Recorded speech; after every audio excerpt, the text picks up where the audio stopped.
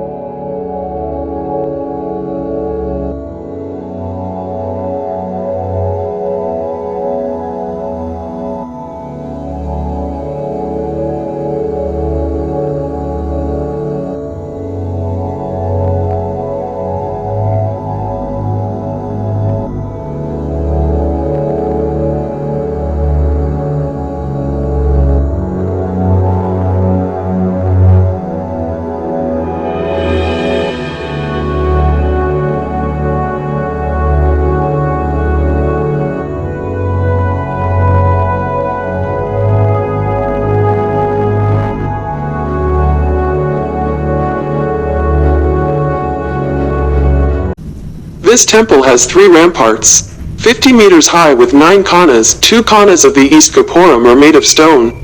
The remaining 7 konas are built of bricks. If you enter from this East Gopuram, the first wall leading into the temple from the outside looks like the sky without pillars. Going inside beyond this prakara there is a pillared and covered vasara. There are small temples in the pillared vasara. Beyond this too, if you go into the inner ramparts, you will come to the Garbha Gudi. A small stream of water from the Tungabhadra river enters the temple and feeds the temple kitchen and exits through the outer rampart. Inscriptions in the Vasara of the pillars of the inner rampart say that the role of Sri Krishnadevaraya was very important in the development of this temple. Inscriptions also say that the pillar construction in this inner wall was built by Krishnadevaraya in 1510. Nandi carved into a monolith in the outer rampart of the Virupaksha temple is 1 kilometer. Visible far away.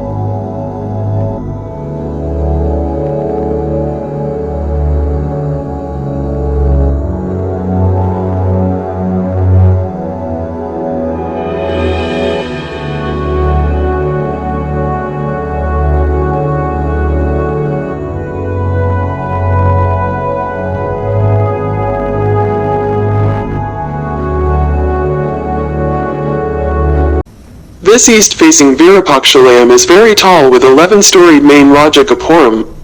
This temple was built before the construction of Vijayanagara. There are many sculptures of men, women and animals on the Rajagopuram. Inside the gate of the Gopuram there is a small Nandi on one side and 3-headed Nandi on the other side. Here is a big premise. This is where the temple office is located and next to it are restrooms for pilgrims. There is a water canal in the center of the compound. It flows from the adjacent Hema complex. It always contains water. If you want to take pictures inside the premises, you have to pay 50 rupees for a normal camera and 500 rupees for a video camera.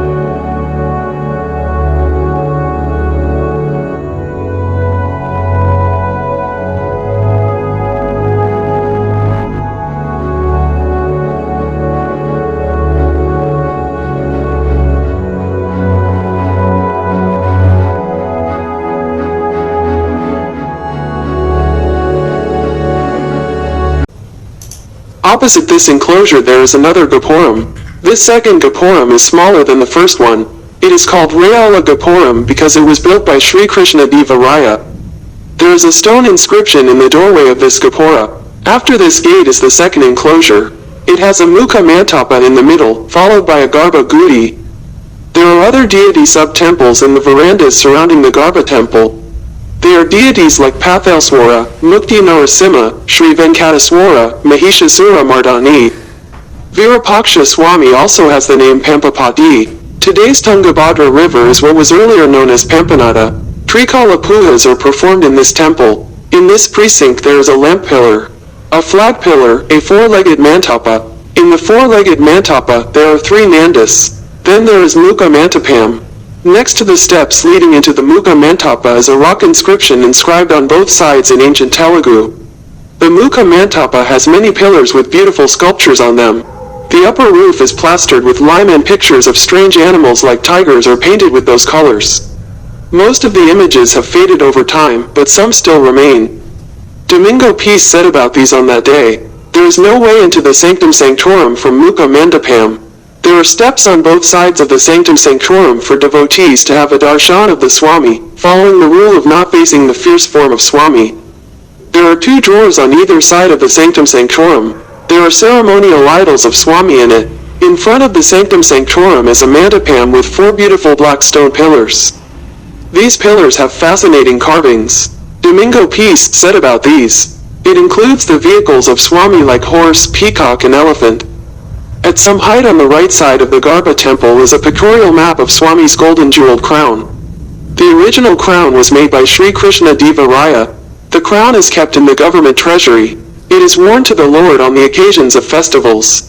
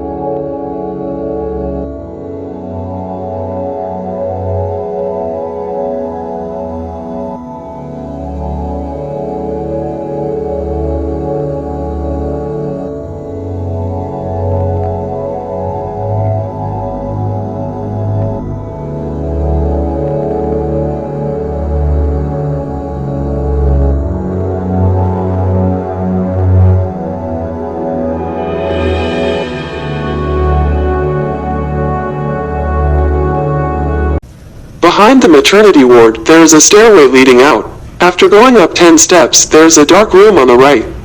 There is a hole 7 feet high on the eastern side of the room. The light coming from it falls on the opposite wall, and the shadow of the Raja Gopuram outside can be clearly seen upside down. If a white cloth is placed in front of it, every image of the dome can be seen on it.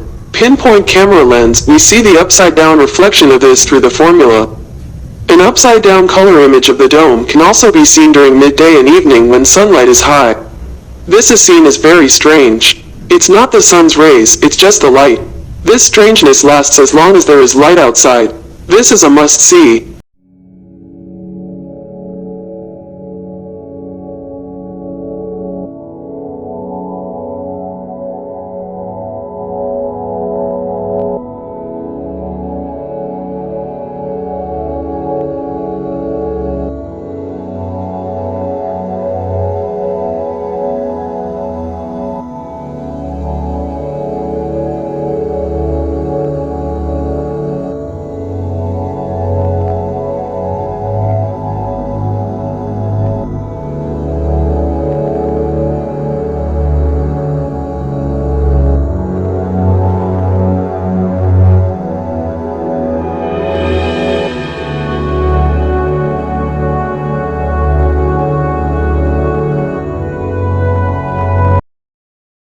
If you like this video, please like and subscribe my channel for more videos like this.